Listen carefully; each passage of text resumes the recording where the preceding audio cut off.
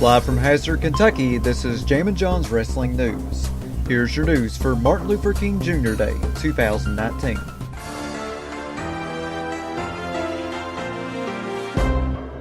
We start off with some breaking news out of the WWE. The WWE just announced that John Cena suffered an ankle injury at last Monday's Raw during the Fatal 4-Way match. Cena's status for the Royal Rumble pay-per-view is currently up in the air. The WWE is claiming that Cena's injury was exacerbated earlier today as he was training his legs at the gym. So once again, breaking news out of the WWE. The WWE announced today that John Cena suffered an ankle injury at last Monday's Raw during the Fatal 4-Way match. Cena's status for the Royal Rumble pay-per-view is currently up in the air. Now the WWE is claiming that Cena's injury was exacerbated earlier today as he was training his legs at the gym. Stay tuned to Jammin John's Wrestling News for any further breaking news updates on this story. And also, the WWE sent out an email this morning to WWE Network subscribers that promoted the episodes of WWE Superstars which are now available. The graphic referred to The Undertaker as a WWE Hall of Famer, which is noteworthy because Undertaker has been one of the names rumored to headline the 2019 class. An official announcement regarding the first Hall of Fame inductee could be made as soon as today. The first Hall of Fame announcement has traditionally been made right before the Royal Rumble pay-per-view, so we could see it tonight on Monday Night Raw. Velveteen Dream, who isn't scheduled for this Sunday's NXT TakeOver pay-per-view, issued the following statement on his Twitter about his status regarding NXT. Velveteen Dream tweeted, "I know my worth. The past year I've created a special atmosphere at NXT TakeOver. Until we can come to an agreement as to what my worth actually is, there won't be any appearances or performances from the Velveteen Dream or my likeliness. Thank you." In an interview with WrestlingNews.co, Braun Strowman commented on Roman Reigns' leukemia battle by saying, "I've spoken to Roman. He's doing really well. I think he's in Hawaii still vacationing and seeing some of his family. So everything is going good with him." Strowman was also asked about if there was a timetable for Reigns to return to WWE. Braun Strowman said, "No, it's just a day-by-day thing. I know he's still doing his treatments at home, so when I speak to him, he sounds well. He says he feels well, so I trust him and everything he's ever told me." Thanks to RingsideNews.com for the quotes. It's good to hear that Roman's been doing really well. I'm glad to hear that.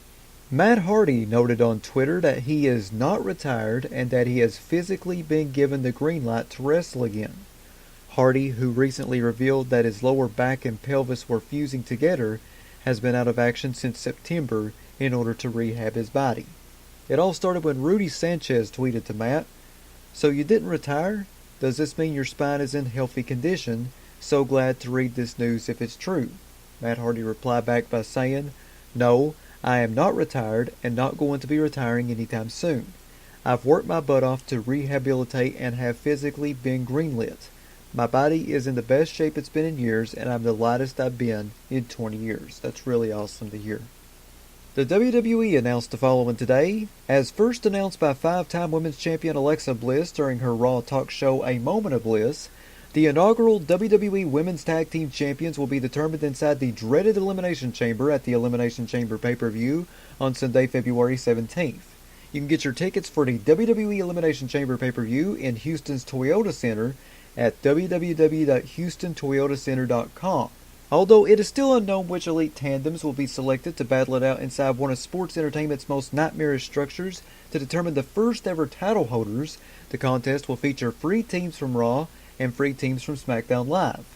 It was extremely fitting that the announcement was made by the goddess of WWE, as Bliss won the first ever Women's Elimination Chamber match in 2018, toppling 5 other superstars and successfully defending the Raw Women's Championship inside the career-altering Combat Zone that debuted in 2002.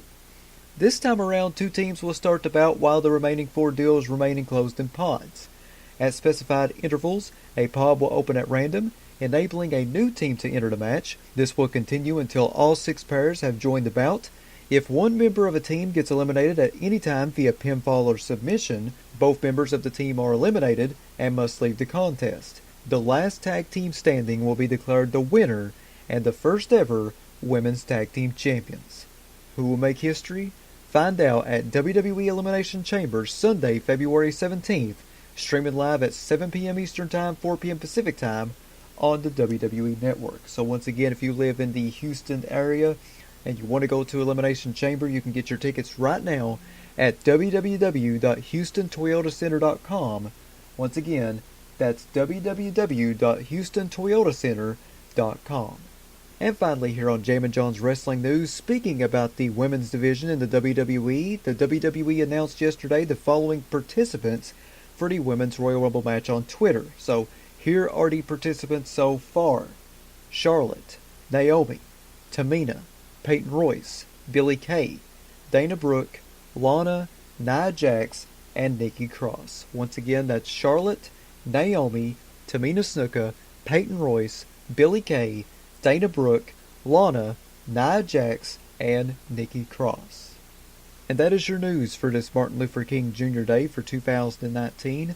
I want to end this show not by promoting my Patreon or anything like that, but I still want to give a shout out to Ryan Hurdle and Tony Nelson for always supporting me.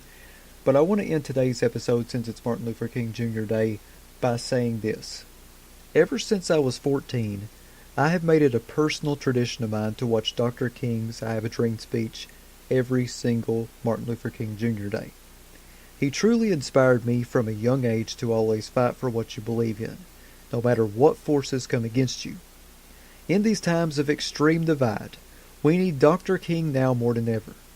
Though times might seem dark, the light of his dream still shines on.